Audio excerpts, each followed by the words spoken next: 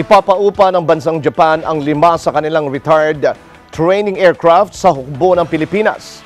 Sa report ng Yomiuri Shimbun, gagamitin umano ang Maritime Self-Defense Force TC-90 ng Japan para sa pagpapatrolya ng bansa sa South China Sea o West Philippine Sea.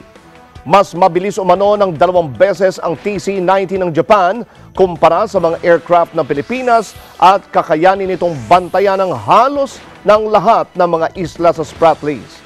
Nilinaw naman ng Japan na dapat gamitin lamang sa pagpapatrolya ang mga aircraft dahil hindi ito equipped ng ibang sandata. Inaasahan namang bibisita si Japanese Defense Minister General Nakatani sa Pilipinas para isapinal ang kasunduan sa pagpapaarkila ng mga sasakyang panghimpapawid. Samantala, magbibigay rin umano ang Japan ng mga patrol vessels sa Vietnam bilang bahagi ng pagsuporta nito sa Southeast Asian countries na nahuhuli sa China pagdating sa kagamitang pangdepensa. Ang Pilipinas ang unang bansa sa Southeast Asia at pangatlo sa buong mundo na pumasok sa Defense Equipment Agreement sa bansang Japan.